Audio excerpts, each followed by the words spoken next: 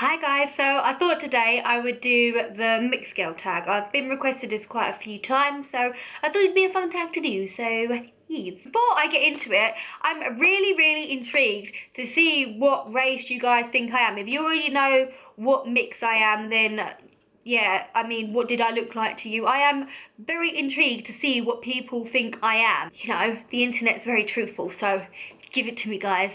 Give it. Okay, question one, what am I mixed with? My mum is English and my faja is Malaysian. What ethnicity have you often been mistaken for? Everything.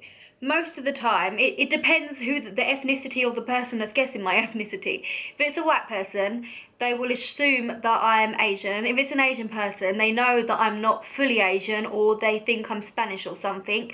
Yeah, some black people think I'm Asian, some black people think that I'm Spanish or something. Yeah, but yeah, it's quite funny. Asian people can tell that I don't fully belong there. They're kind of like, you look Asian, but then you don't look Asian at the same time. Is your hair curly or straight? It's just a frizz ball. Like, it's not curly or straight. It's like wavy, wavy, but then you can't brush the waves. I have a triangle mushroom on my head, if that makes sense, that I have to tackle every time I wash my hair. Was coming from different backgrounds challenging growing up? I mean, up until I was about 8, I thought I was white. I honestly thought I was white. I grew up in a white area. There was not really many people of colour, and if they were black. So there was one Asian in my school, in my junior school, one Asian girl, and that was about it. I just assumed that I was Baby Spice from Spice Girls, and I always in school wanted to play Baby Spice, and everyone would be like, no, you need to be Scary Spice, and I'd be like, no, but I look like Baby Spice.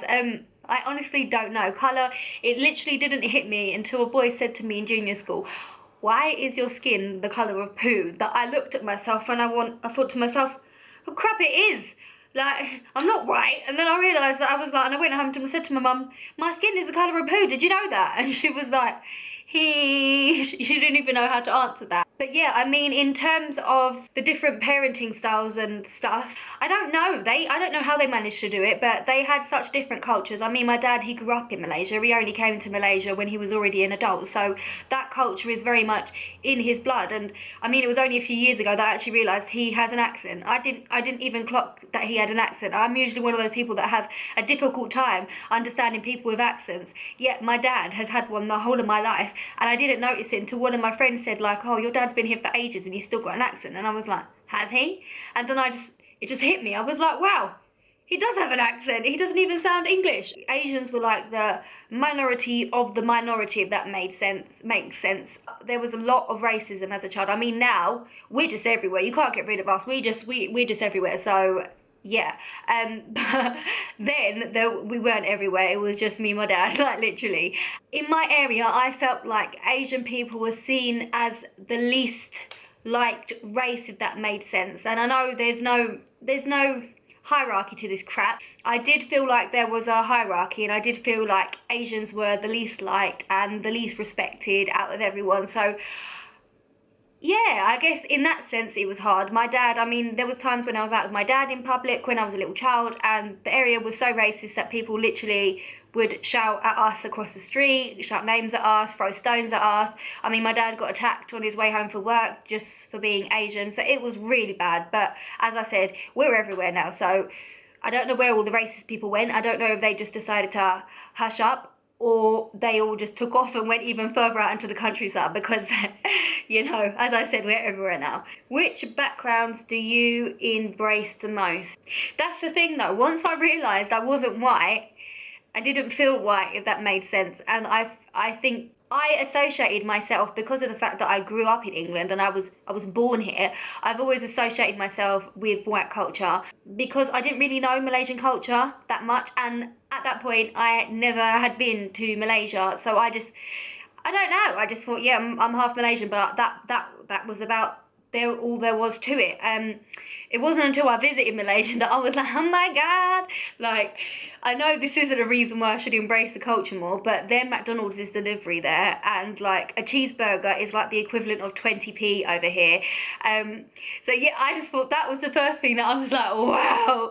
Like, now I would say that I am literally a mix of the two, if that makes sense. I don't eat fish and chips every night, and I don't eat chicken satay or char kway teow every night either. I have a mix of both, and my son has the same as well. So I don't know which one I would identify most with. I would assume I still identify with whites, but I know I'm not white, if that made sense. And I guess growing up, I had white people, not white people, I had racist people, because not all white people are racist. Like half of my friends are white and they're not racist. My mum's white, she's not racist, obviously. She married a Malaysian man, so that would be a bit weird if she was racist.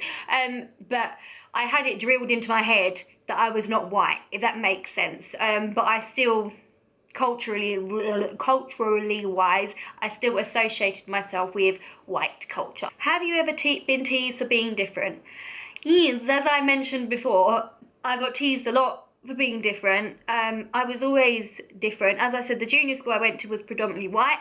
The senior school I went to was predominantly black. I wasn't so much teased in senior school for being Asian, but then there was also just a lot of, I don't know, people used to make, because I was literally the only Asian person in the school, people used to make comments about, just make jokes about Asian people, like it was always acceptable to joke about Asian people. And I mean, if I ever got into an argument with someone, there was a few times, not just in my school, but outside of school, if I did get into arguments with people, the first thing they would throw at me is the word Paki. That was the first thing I always heard in any argument with someone that was just not nice, was the word Paki. That was just so quick to come out of people's mouth. So yeah, I did get teased for being different, but I think everyone gets teased for something because everyone's a bit different, if that makes sense. So it's like the most obvious difference you have is what people will throw at you, and because I always kind of stuck out, that was the thing that was thrown at me, if that makes sense.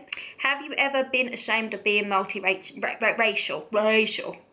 Rachel and Rachel. Sorry, I find it so funny. Some people with accents, they'll say my name's Rachel. And I always think to myself, racist, not racist, but racial, not Rachel, but yeah. Yeah, I really was. I mean, when I was younger, as I said, once I realised I wasn't white, I was ashamed that I wasn't fully white, because in my head I felt as white as everyone else, because I was born here, and the only real difference I had was my skin colour and the food that my grandma used to cook. I mean, my mum cooked the occasional Malaysian food, but it was mostly English food that she cooked, because obviously she was English. And my dad can't even cook fried eggs, so there was no point of getting any sort of food input from him. The only foodie wise input I got was from my grandma and my aunties. But yeah, I was ashamed of being multiracial. I used to even lie about the countries that I was from, because I was ashamed that half of my race was Asian, because there was no other Asian people around me, so I guess I didn't want to be the odd one out, which is sad really, because I love Malaysia. So, and I'm sure if they knew that they did McDonald's delivery, they would love it too. That's not the only reason why I love Malaysia though, but I just every time I think about going to Malaysia, the one thing I'm thinking is like, yes, I can order McDonald's to the hotel room. So even when I grew up and people asked me where I was from, and I would say I was mixed race, and then I would tell them the mix, they'd be like, that's not mixed race. Mixed race is black and white. So I used to feel bad for not being black and white mixed race and being white and Asian mixed race, because everyone used to tell me that I'm not mixed race. So I always used to think, okay, so what am I then? People just like, you're just Asian. And I'd be like, have you seen my mother? I moved to an area that was more multicultural, and there was a lot of Asian people, so I made a lot of Asian friends, and I did feel like from them I wasn't Asian. They saw me as a white guy, white guy. They didn't see me as a guy, they still thought I was a girl, hopefully. But they saw me as a white girl. They didn't see me as an Asian girl, because because they knew I was half white. So I always felt like Asian people were telling me, well, you're not Asian, you're white. And then I always felt like white people were telling me, you're not white, you're Asian. So I was kind of like, well, where the hell do I go? Because you won't accept me and you won't accept me. So where do I go? Do you feel that being mixed has its benefits? Yes, I guess you have a better understanding of cultures. It made me more open to understanding other cultures as well, because I understood how different cultures can be, but then also how similar they are. Whereas I guess someone that is one culture might not be able to see the similarities between their culture and another culture, because it seems so stark different to them, if that makes sense. So I guess in that sense, another thing that's beneficial about being mixed race is that the food, I'm sorry, but the food is really beneficial. I've had like the best of both worlds in terms of like food, if that makes sense. I've been able to taste lots of Asian food, Malaysian food, and I've been able to taste lots of English food as well. And I think that I can throw it down in the kitchen because of that. So that is definitely a benefit for me. What makes being multiracial a beautiful thing? As I said before, just I think the broader understanding of cultures, I don't know. I guess it's just a broader understanding of how different cultures are. Any advice to someone who struggles with their multiracial identity? Yes, definitely. Don't hide it. Yeah, embrace it, man. Like, embrace it. Because, I mean, now as I'm older, it's, in a bad way, it's seen as a good thing. Whereas when I was younger, it was seen as a bad thing that I wasn't proper mixed race, if that makes sense. Whereas now, I'm like a delicacy. I think all of this kind of racial stuff, that growing up as a teenager, that's when it's the most difficult. So my advice would be for you guys, especially if you're young teenagers or even a bit later on teenagers, that's when you feel the most confused. Not even confused, but when you're trying to, anyone in general anyway, even someone that's not mixed race, that's when you're finding yourself. And being mixed race, your race does come into things because you do try to find a way to use it to identify you. I just don't think race identifies you. I mean, it just really doesn't. I've met white people that are horrible, and I've met white people that are just amazing people. I've met black people that are terrible. I've met black people that are amazing people as well. Like, it's never going to identify you. That's I will never understand the whole identifying yourself as a certain colour. You can identify with a culture, but even that, it's only to a certain extent because we're all still human beings. But identifying as a freaking colour doesn't even make sense, because at the end of the day, it is just melanin. Like, our hearts, our nose, our ears, our eyes are all in the same freaking place. Do you know what I mean? If we were to cut open a black person and a white person, and, I don't know, remove all their skin, and then say, identify the black person and the white person, you wouldn't be able to tell the freaking difference, because it's literally just melanin. It's literally just pigment to your skin. So I find it ridiculous that we even identify people like that, because, I mean, even with hair colour, I guess we do to an extent, but it's not like, oh my gosh, look at those black hair girls, and look at those blonde hair girls. Like, I know there's a lot of stigmas around hair colours, but, you know, I don't know.